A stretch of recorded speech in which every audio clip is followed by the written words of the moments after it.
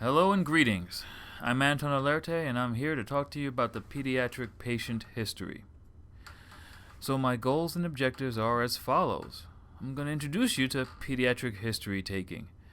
Now, this is by no means a complete replacement for a well thought out and well executed pediatric internship and residency, but relax. I'm just here to go over some of the basic stuff to get you ready to start click and be ready to interact with pediatric patients with some basics. We're going to cover two different types of history, an acute and a well visit, and I'm going to tell you what the components are of each. Now, there are a billion other types of pediatric visits, but these two are the most common big categories. I'm going to discuss the HPI as it pertains to pediatrics, and most importantly, I'm going to discuss the tools and techniques that you can use to have a good experience with pediatric patients and be able to get a good, productive pediatric HPI. So let's start off with the history of present illness. The good news is, it is not substantially different than what you've learned for the adults. The history that you obtain is the same. What does change is the way you get that information and who you end up getting that information from, also known as the informant. Now, I'm not going to belabor this point. These are your HPI basics. You already know the parameters. You already know that it's supposed to be a clear chronological narrative. So this is just here for your own review and reinforcement. Moving on. Some basic history points is number one, when you enter that room, identify the participants in the room. There could be two parents, one parent, a grandparent, a social worker, a nice neighbor who volunteered to bring the kid in to their appointment because both parents work, or who knows. There could be 1, 2, 3, or 4, 5 kids in that room, cousins and aunts, all over the place. It's important to figure out who's in the room and who you're talking to and who will be your primary giver of the information. You want to speak to both the child and to the parent or the caregiver and involve the child in their history as they are able to. And for that, you take the developmental approach. Remember, kids are growing and so are their skills. So be prepared to modify your language and modify your patterns of interaction and how you approach the patient interaction. Facilitative behavior is key.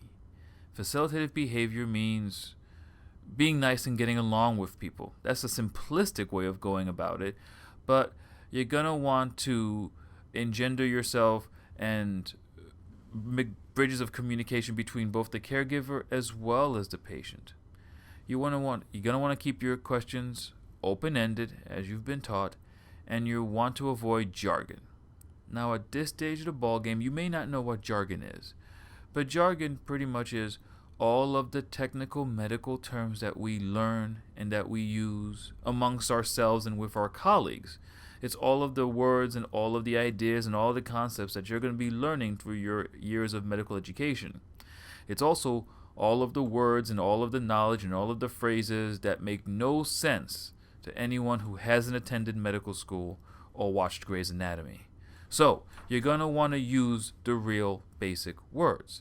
And that changes because kids haven't had high school yet. Some kids haven't had 4th grade yet. And what is a word flying above their head to a 7-year-old may be easily understandable to a 14-year-old. So you're going to want to modify your language as appropriate for the person at hand. You also want to be thorough with your documentation. So the number of wet diapers, the number of bottles, the number of times they wake up at night actually do matter and may be important. So you want to document and get that level of detail when you're obtaining a history. Be mindful that disease symptoms don't occur in isolation, but they ripple. So the kid with the cold who's at your click preceptor's office may be more than just a cold. especially if it's kept mom and dad up all night, especially if it sounds just like their older siblings' asthma, especially if there's been pneumonia running around, especially if they've missed 3 days of work and one more day and they're out of a job. Be mindful of how impactful just the most basic symptoms can be, because that's going to be really the reason that a lot of parents bring their kids to the doctors. It's going to be affecting their kid. It's going to be affecting their school. It's going to be affecting their work. It's going to be affecting the rest of the family. So that's why we kind of need to address these things. And my last bullet point is you need to identify the parent's real fears and concerns. Usually there is, beyond the he has a cold, there is something that the parent is worried about. Every lump is a cancer. Every cough could be pneumonia. Every rash could be plague. You want to identify what the parents' or caregivers' real concerns are, or baseline concerns are, to be able to address them effectively and be able to make the parent feel that their needs and their concerns were addressed and met. All right, hashtag the truth. This is my one little bit of coolness. I get to use a hashtag. I'm kind of lying to you. When we said pediatrics, we really mean 3 different groups. You have your infants, you have your children, and you have your adolescents. And the way you approach each group is going to be different. So we'll start with infants. All right, infants lack verbal communication, but communicate beautifully non-verbally. So you're going to want to find out, what are they trying to tell you without using their words? And that's ADLs. Okay, those are clues. And for you guys who don't know what ADLs are, they are the activities of daily living. So if you're really sick and all of a sudden you can't go to school or can't pay your bills or can't, transfer out of your car because your hip's out of whack, those are your ADLs as a grown person. But the ADLs of an infant are, how's their activity level? Are they still playful? Are they still able to eat? Are they still able to sleep? Are they still able to play soccer? Are they peeing and pooping, right? Voiding or stooling? Those things will tell you how bad the illness is and can give you a clue about how severe the presenting symptoms really are. Children, the other big group, ranges from toddler to school age. Now, they have much better communication skills. Kids learn to speak very clearly over the first 4 to 5 years of their lives and speak 100% intelligibly, usually by the time that they turn 4. So you need to be able to engage that patient who is able to talk to you. And although they are more verbal, the specifics may be difficult. Kids have no concept of time. Remember that time that, I had appendicitis, or is not going to work really well. The time that grandma got them a balloon and the time that their belly started to hurt can get mixed up. So the orders are mixed up, the duration and onset, is harder. And just because you meet one talkative 4-year-old means that you've met one talkative 4-year-old.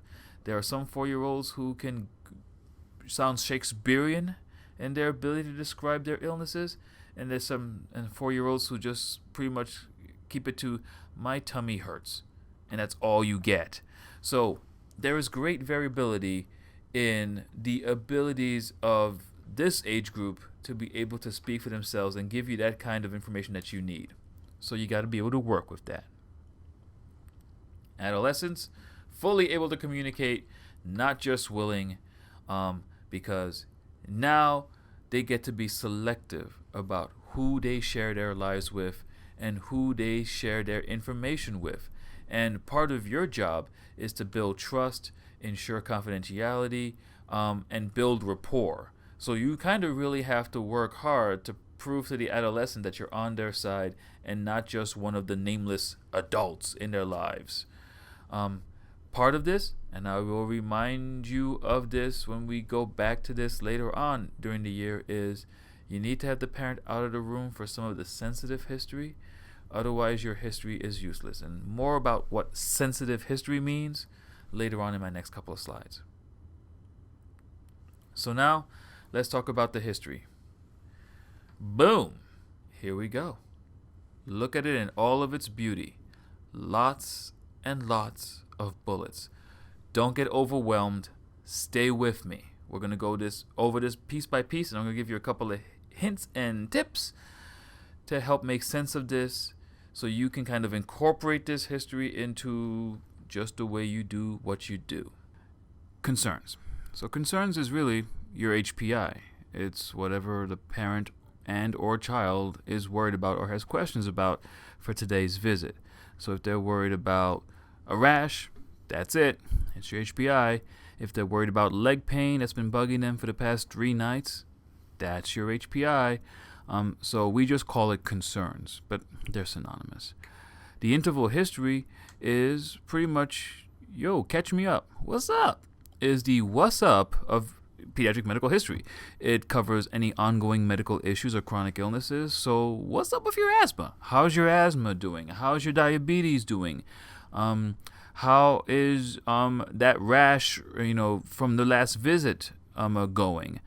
Pretty much it covers all of those issues.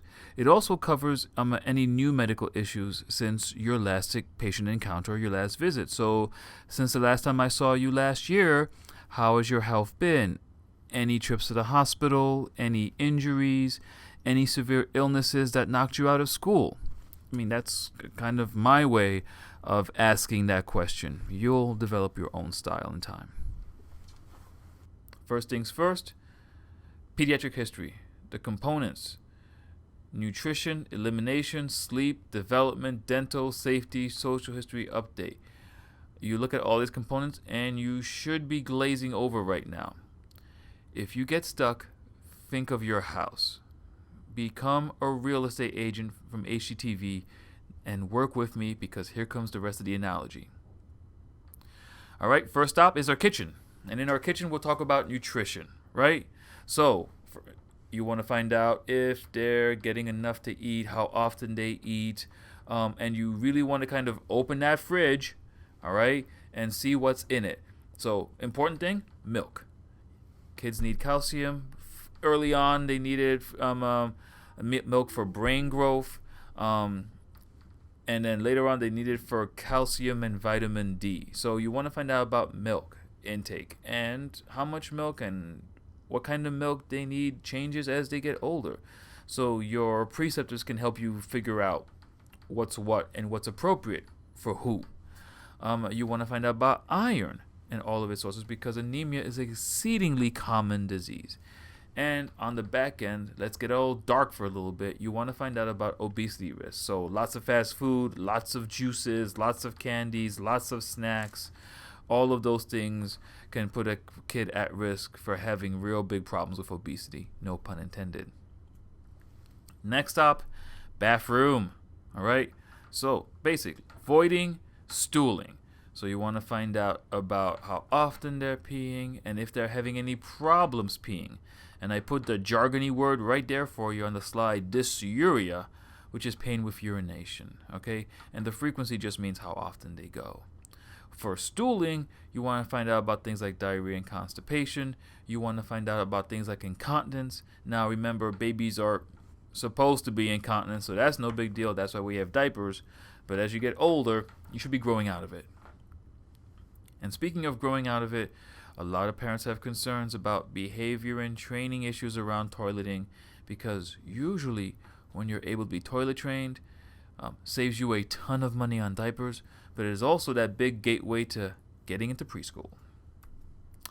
Next up, bed, sleep, location, time, quality, quantity, and confrontation, because sleepless children equals sleepless parents, and sleepless children act like kids who have learning disabilities or attention deficit when they are awake. We can just get a Starbucks coffee and kind of put our lives back together after a long night of studying.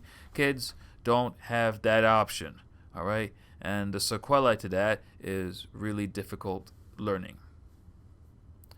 Dental. Well, I should have back to the bathroom. So walking out of the, bedroom and walking right past the bathroom again. The caries are the most common diseases in childhood, so you should screen for toothbrushing and flossing. And the warning signs are little infants who hold their bottles and are given a bottle at night to sleep with, presence of high sugar juices in their diet, and mom is the master. So poor parental or dental care for mom usually means poor dental care for the kid. And now on to development, which is special. So development pretty much is all of your cognitive brain maturation, and we break it down into gross motor, fine motor, speech, language, and social cognitive behavior. So really, very simply, very basically, gross motor is all of your large muscles. So learning to crawl, learning to walk, learning to run, and then learning to do somersaults and to do fancy stuff. So like that development. The fine motor is really your manual dexterity. So any of you who play guitar or play violin, you know about manual dexterity, and you start, slapping things with your hands, grabbing it, and then you start using a pen and a pencil, and now you can text. That's what we're looking at. Speech language is speech and language, okay? And the social cognitive behavior is pretty much everything else that kind of ties everything else together. It's your ability to learn and your ability to problem solve and your ability to kind of make leaps and bounds with your skill set. Safety, and this is kind of where we leave that kind of home motif and kind of go outside. Safety issues and safety risks can be definitely in the home, which is why we have smoke detectors and covers on light sockets and baby gates, and we keep chemicals and bleaches away from kids.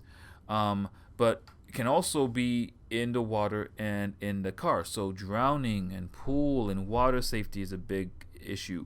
Car safety is a tremendous issue, and having the child in the right kind of restraint in the right part of the car could avoid a lot of injuries and deaths. So these are kind of important things to kind of ask about and get information about.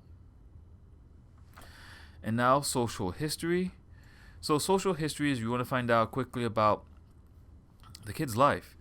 Who's at home? Where do they spend the most time? Where do they go to school?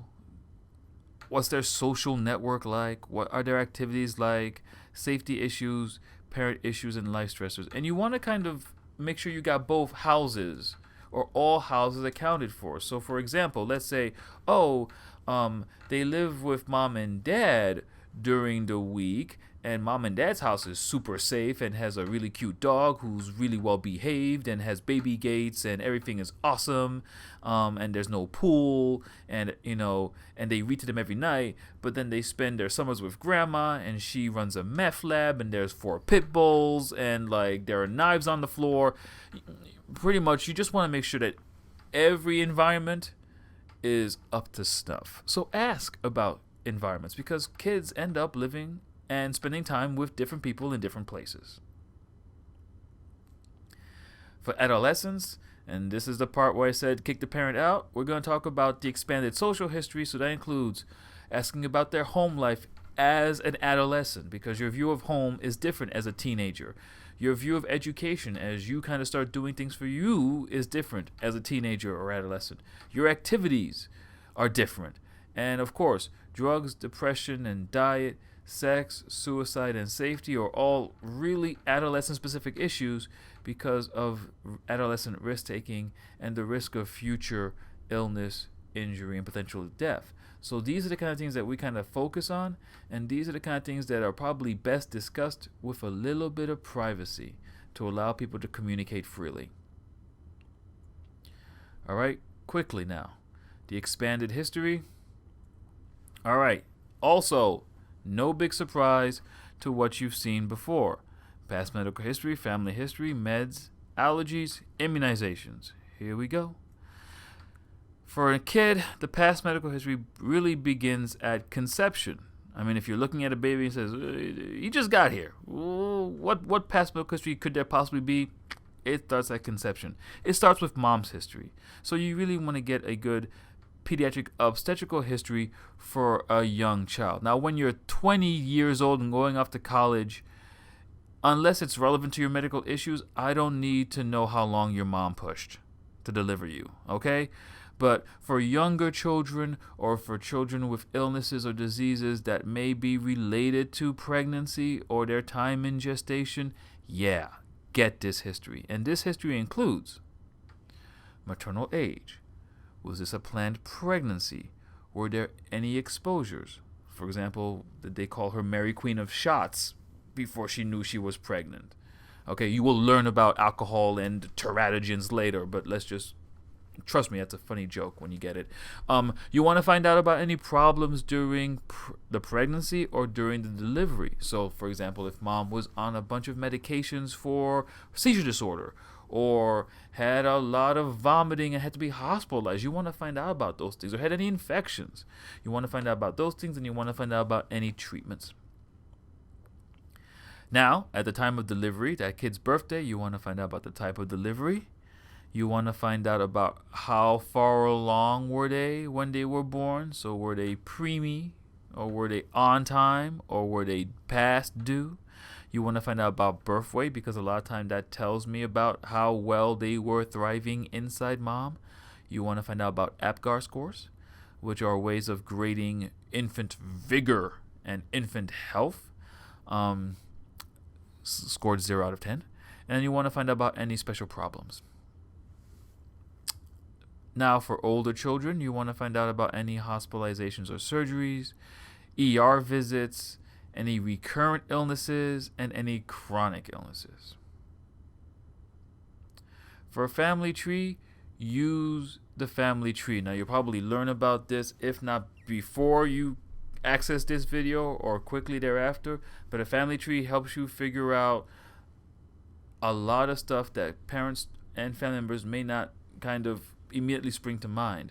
So if you find out that, oh, by the way, this is a child from mom's third marriage and their father is different from another father, and the first father of the other child had illnesses that are genetic, then, understanding where everyone is and who everyone is really related to helps you figure out a lot of things. All right? Now, for pediatrics, I really don't care if people developed Alzheimer's at age 80. I'm not insensitive, but for the pediatric scope of practice, that's not what I'm going to be treating a child for. I'm going to be treating a child for illnesses that strike you when you are a child. So, some examples are asthma, seizures, learning disabilities. Immunizations, look it up. Look, they change it every year.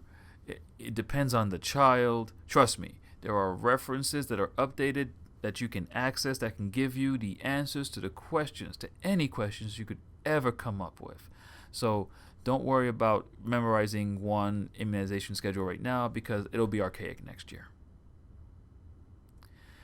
And now, on to the demonstration of the pediatric history, where I will show you a lot of the ideas and concepts that we just discussed in a live format with a live patient. So welcome to the pediatric history demonstration. My PI and my PI are here to help me show you what a history actually looks like live.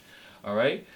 So we're going to start with the opening scenario being that this is a new patient to the practice. So this is pretty much a full, complete, well history, not an acute physical or a checkup of a chronic illness. Okay? All right. So, hello. Hello. Hi, welcome to the practice. How you doing? I'm Anton Alerte. I work here, and who do I have the pleasure of addressing? I'm Darian. I'm her mom. Okay. And what's your name? Charlotte. Charlotte? Nice to meet you, Charlotte. That's a very, very nice name. Okay. All right. So you guys are new to the practice? Yes. All right. And are you new to the area as well? Yes. Okay, awesome. All right. Well, I've got a couple of things to ask you. I'm going to do medical history. I'm going to ask you all about her health, and then all about the family's health and the family in general. And then I'm going to ask you about her health habits, okay? And then I'll, have her change, and then we'll do a physical exam, if that's okay. All right, awesome. So my first question is, do you have any concerns or questions yourself about her health or anything else? No. Okay. All right. And does she have any ongoing medical issues or problems? No. Okay. All right. So now I guess I'm going to ask her all about her health. All right. When we're going to go all the way back to your pregnancy with her. Is she your first pregnancy? Yes. Yes. Okay. Were any other pregnancies at all? No. Okay. And how was the pregnancy? Healthy. Healthy. Any issues or complications? No. Okay. And were you seeing a doctor during your pregnancy to kind of keep track of how everything was going? Yes. Okay. All right. So that sounds great. Okay. And now we get to talk about your birthday, like the first one, like the very very first one. How was her the birth? Good. The delivery. It was good. Okay. All right. Was it a what we call a vaginal delivery or was it a C-section? Vaginal. Okay. Were there any complications during the delivery? No. Nope. Okay, so we're looking pretty good. All right. And how old is she now? 5. 5. Okay, so since that first birthday to her 5th birthday, yes, dear, any medical issues or medical problems? No. All right. Any illnesses? No. Trips to the emergency department? No. Or been really sick and out of it for any length of time? No. All right. Superb. Okay, does she take any medicine for any reason? No. Does she have any allergies to any medicines that you know of? No. Okay, and does she take any supplements or vitamins or herbals or anything of that nature? No. All right, so pretty good, So far you're telling me is that this child is perfectly healthy. Yeah. With a perfectly healthy pregnancy, perfectly healthy delivery, and for the past 5 years, you've been doing awesome. All right, that sounds pretty good. All right, so that gives me a good idea about what's been going on so far. All right, now let's talk about your family tree. All right, both mom's and dad's side. Any illnesses that run in either side of the family tree? No. Okay, all right. Now that's pretty good, pretty good. Does she have any other siblings or any other kids? Okay, all right. Outstanding. So let's talk about the world and her life. Who does she live with? It's the 3 of us, my husband, myself, and Charlotte. Okay, all right. And you guys live in what town do you guys live in? In Bristol. In Bristol. You guys just moved in? Yeah. All right. And before coming to our office, did she have another pediatrician or a doctor before us? Yes. Okay. And is she? Do you know if she's up to date with all her shots and all her visits? Yes. Okay. Awesome. Great. I'm sure our secretary is like pulling the records as we speak if you brought them in or asking them to be faxed over. Right now. That's a pretty important thing to kind of know what's been going on. All right. Now, let's talk about your house. And by talking about your house, I get to know all about your health. So we're going to talk about how well you eat and what you eat. So we'll start at the kitchen, shall we? How is she as an eater? Is she a good eater, a bad eater? You know, She's a good eater. All right, awesome, very good. Okay, and does she drink milk? Yes. Because milk is really important for growing people, especially growing young ladies. You guys need your calcium. Yeah, for real, no joke. All right, and what kind of milk is she drinking? 2%. Okay, 2%, perfect. All right, and how many glasses a day do you think she gets? 3 or 4. 3 or 4? Okay, good. Because that's exactly how much she needs a day, right? To support really good growth. Okay, does she drink anything else? Water. Okay, good. Any juice at all or soda? No. Okay, good, yeah, because we're not big fans of juice and soda because of all of the sugar that usually comes in juice and soda, so that's a good thing. All right, so that's the kitchen. How about meats and vegetables and other good stuff? Yeah, she's a good eater. Okay. How many meals a day does she normally get? At least 3. At least 3? Okay. And does she have a favorite kind of snack? Is she a snacker? Yogurt or like cheese sticks. Awesome. Okay, so other sources of calcium. Oh, you're doing awesome. So far, so good. I'm liking this story so far. Okay, so we've talked about the kitchen, right? So let's move on to what usually happens next, the bathroom. Any problems peeing or pooping? No. And okay, excellent. Is she potty trained? Yes. Okay, excellent. How old was she when she started? 2.5. Wow, pretty advanced.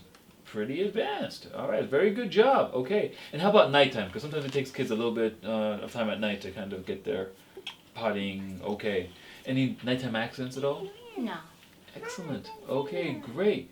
Okay, so other stuff in the bathroom is your toothbrush. Is she brushing her teeth? Yes. Outstanding. Are you still helping her, or is she doing it on her own? Pretty much on her own now. On her own now. Okay, cool. Well, has she been to the dentist? Yes. Because usually we recommend like every year, actually every 6 months, so it's a pretty good thing. And has the dentist had any complaints or concerns, cavities, tartar? No. Pretty good. Okay, on to the bedroom. I feel like a real estate agent sometimes. But on to the bedroom. Does she have her own bedroom? Yes. Okay. And is she sleeping in a regular bed, a toddler bed, a crib? A regular bed. A regular bed. Okay, excellent.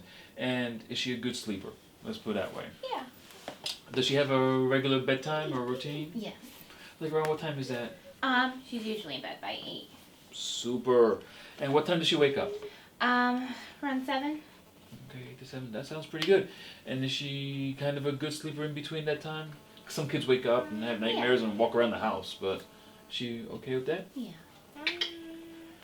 You are pretty much doing my job, actually, examining yourself. That's pretty outstanding. Okay, all right. And other stuff about the house? How about child-proofing? So things like covers on the light and power sockets and chemicals put in places where little hands can't get to them. Yes, everything's all stored. Okay, all right. And I always ask this of every patient, any weapons in the home? Machine guns, bazookas, cannons, handguns, rifles, No. nuclear weapons, nothing. Okay, because it's important that, if they are in the home, to kind of be put in safe places that little hands can't get to them. All right, smoke alarms and smoke detectors. Do you have them? Yes. Okay, did you check them? They're supposed to be checked every year and stuff? Yeah, usually daylight savings. Awesome. Okay, how about carbon monoxide? Because that's one that that is pretty important as well. Okay. All right. So that sounds pretty good. So it sounds like your house is pretty safe, and most of the rooms in the house are pretty well spoken for. All right. And now we're gonna venture outside to the great world. Is she a bike rider? Yes. Outstanding. Are we talking tricycle, training wheels, or full A on? bike with training wheels. Pretty cool. Does she have a bike helmet and all of the other other important protective stuff? Yeah. Awesome. Okay. All right. How about swimming? Is she a swimmer? Yes. Outstanding. Very good. Is she like independent in the pool? Sort of. Sort of. Okay. All right. So that means that everyone, regardless of how good you are in the pool, there always needs to be an adult kind of watching her, and and definitely no diving or jumping into pools, young lady. Okay. All right. Oh, bike and pool and car. Are you driving? After he asked you a question. Charlotte, are you driving a car yet? Do you know how to drive? Are you thinking about it? Yeah. You do. Yeah. Okay. You got like about 11 more years yes. before this becomes You a have real your little nightmare. pink car at home, yeah. Oh, that's awesome. All right. You can show me your license later. But for the meantime, is she in is she wearing a seatbelt? Like what kinds of? Is she in a child seat? High back booster with a harness. High back, perfect. High back booster with harness is exactly what you need to have. All right, cool. Because motor vehicles are some of the most dangerous places for kids, for everybody, right? So anything that we can do to kind of keep kids safe is really important. All right, and you're going to be in a high back booster until 57 inches tall. That's what the state of Connecticut says. So you got a couple of more inches to grow, okay, before you can just sit down on yourself. All right? Good job. All right. So we've talked about all this stuff. Ooh, development, my dear. Besides actually being as advanced as a first-year medical student and doing the proper technique, any concerns about the way she's developing and learning how to take care of herself and learning how to, do things on her own? Why? Okay. I don't know. Please. You are hijacking my interview. Any concerns about the way she's learning to walk or talk or do anything? No. Okay, did she do everything on time? Beautiful. Did she sit up on relatively on time and start walking on time and have her first words kind of on time? Yeah. Okay. Is she in school or in preschool? Yes. Okay, so what do they say about how she's doing? Very good. Outstanding. Okay, so I need to take a breath and just like summarize and kind of figure out, everything. So it seems like all of her health habits in terms of her eating and her sleeping and her teeth brushing and her pottying are all super squared away. You're keeping her safe both inside the home and outside the home. She's, doing everything right, from drinking all of the right stuff to wearing, to being in the right seat, to keep her safe in the car. So it sounds like everything's doing pretty well. She lives with all three of you, okay, both mom and dad and you. I think I asked about everything, but the one thing I didn't ask is if there were any smokers in the home No. or any pets. Dogs, cats, mongooses, or giraffes? No really, no giraffes? Nope. Yeah. Oh, giraffe. Okay, one giraffe. Okay, good. Gigi. Gigi the giraffe? Oh, nice to meet you, Gigi. Okay. All right. So I think I've covered almost practically everything. All right. Are there any questions that you have for me right now? No. Okay. All right. So at this point, I think I'm gonna, stop. I'm gonna let her get changed, and I'll be back to do the exam. Okay? All right. So this is the physical exam section. So truth be told is you're not going to see it in the entire physical exam because the reality of it is there's not just one pediatric physical exam. There's a special physical exam for newborns, there's a special physical exam for infants, there's a special physical exam for toddlers, and there's a special physical exam for adolescents and young adults.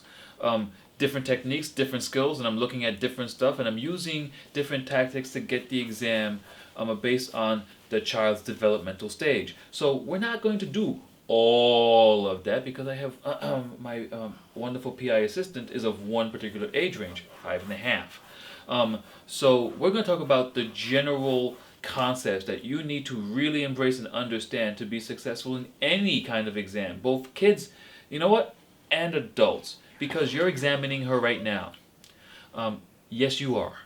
Even you're in your bedroom or in your office, somewhere in a coffee shop in the nether regions of the internet, you're examining her right now. Because if you get your eyes open, you can see so much. This patient has hair, so no baldness or alopecia. Patient has 2 eyes, 1 nose, 1 mouth. This patient has 1 or 2 ears, 2 hands, and if you could pan shot, trust me, she's got 2 legs. She's sitting here comfortably. She's not in respiratory distress. If you don't believe me, turn up the volume on your computers and you can hear that she's not wheezing or has stridor.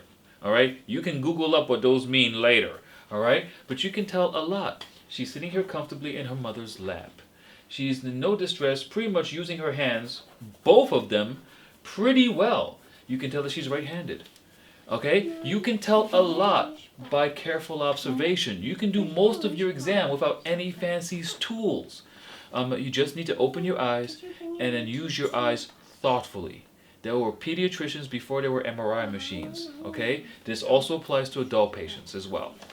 All right? So, I'm going to just go over that main topic, and if you don't believe me, rewind it and re-listen to it again because that was the main point of my talk.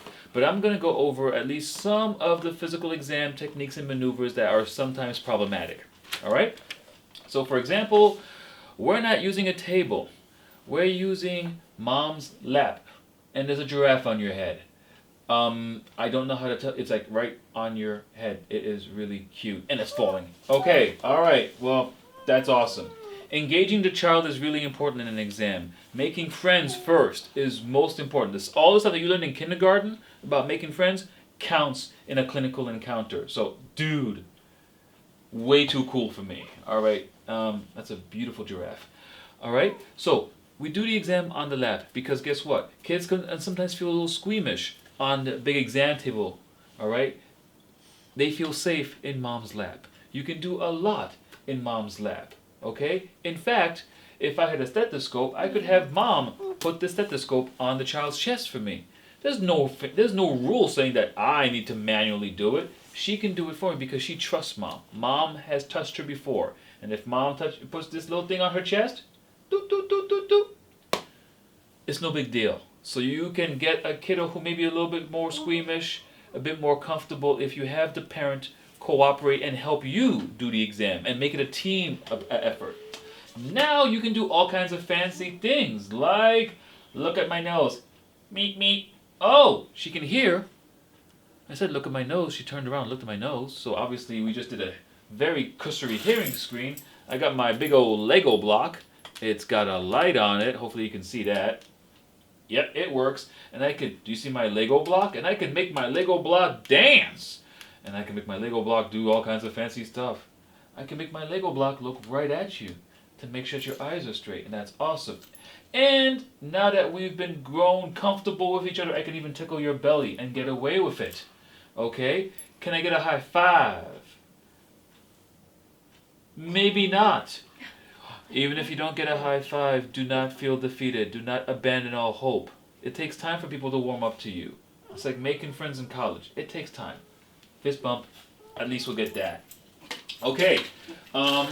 This is an ophthalmic. You did the fist bump. Yeah. Woohoo. Boom. You see? Just takes a little bit of time. All right. This is my look in the nose, my bobber. Okay? No, we're not going to look in your nose. But what we're going to do is teach all of those kids over there how to look in ears. Now, you have control. Now, the first thing first is the hold. The hold is really important. And for the hold of the ears, I have parents put the child on one lap, so they're kind of sitting sideways on the lap.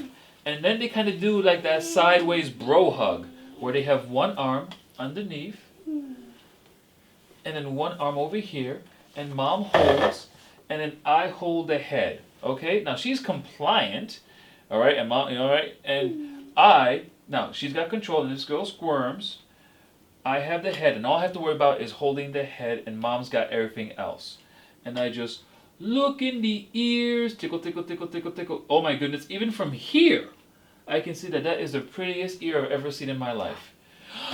I have, honest to gosh, not gonna lie to you. All right, and then we can just flip you around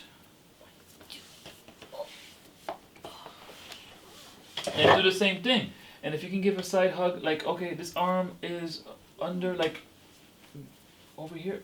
Oh, her arm kind of around your, yeah, like she's giving you a hug. Yeah, good, okay.